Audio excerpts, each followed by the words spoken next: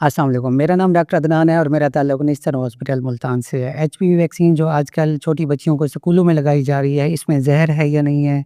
ये औरतों को बांझपन का शिकार करती है या नहीं करती? आज की वीडियो में इन चीज़ों को देख लेते हैं।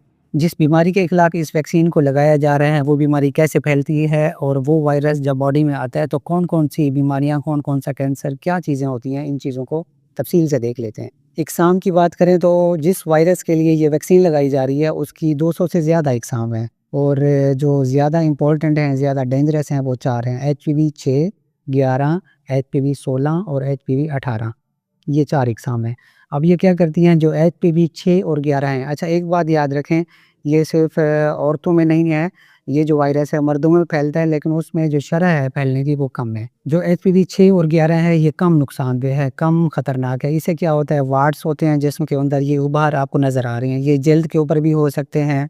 मर्दों में जो है ना उस अज़ा पे भी हो सकते हैं, टेस्टिस के ऊपर भी हो सकते हैं, पखाने वाली जगह पे भी हो सकते हैं। जो एचपीवी 16 और 18 है, 16 और 18, ये ज़्यादा ख़तरनाक हैं और ये बच्चियों में क्या करते हैं, सर्वाइकल इंट्रा एपिथेलियल नियोप्लेज़िया काज़ करती हैं। वो मज़ीद क्या करता है, जो बच्चादानी का मुँह है उसका कैंसर काज़ करवाता है।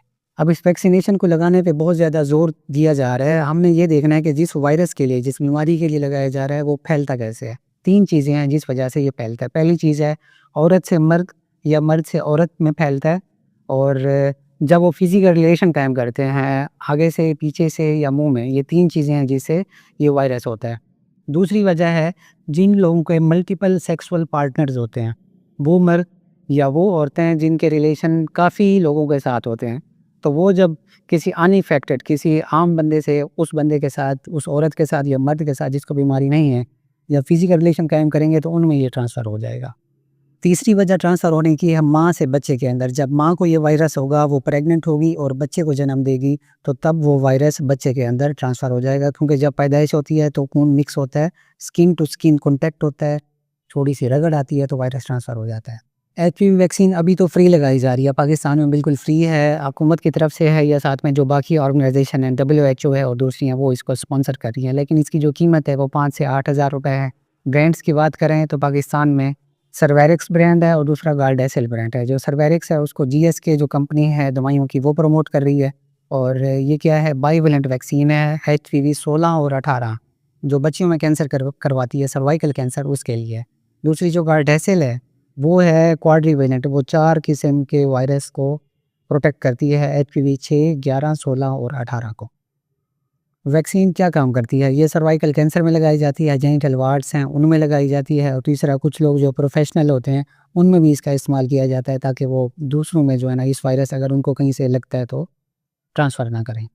अब ये वैक्सीन लगने के बाद क्या करती है, जिस्म के अंदर ऐसे मादे, ऐसी एंटीबॉडीज़ बनाती है जो फ्यूचर में जब भी इस किस्म का वायरस बॉडी में आता है, किसी भी वजह से, स्किन टू स्किन कॉन्टैक्ट से आ रहा है, फिज़िकल रिलेशनशिप से आ रहा है, ये जैसे भी आ रहा है, तो उसको जब उसने आना है तो बॉडी में पहले से एंटीबॉडीज़ मौजूद होंगी, तो कोई मसला नहीं होगा। यानी कि जेनिटल वार्ड्स भी नहीं बनेंगे, ये निशान सामने नज़र आ रहे हैं आपको, ये भी नहीं बनेंगे, मर्दों में हों चाहे औरतों में हों। साथ में बच्चादानी के मुँह का जो कैंसर है, उसकी जो इनिशियल स्टेज है वो भी डेवलप नहीं होगी और कैंसर से बचाव हो सकेगा। और वैक्सीन को लगवाने के साइड इफ़ेक्ट्स क्या-क्या हो सकते हैं, माइल्ड सा बुखार हो सकता है, जिसमें दर्द हो सकता है, जिस जगह पे इंजेक्शन लगवाया है वो जगह थोड़ी-सी रेड हो सकती है। ये वो आम साइड इफ़ेक्ट्स हैं जो किसी भी वैक्सीन को लगाने से होते हैं। जब बच्चों में भी वैक्सीन लगाई जाती है तो उनको भी कुछ दिन बुखार रहता है।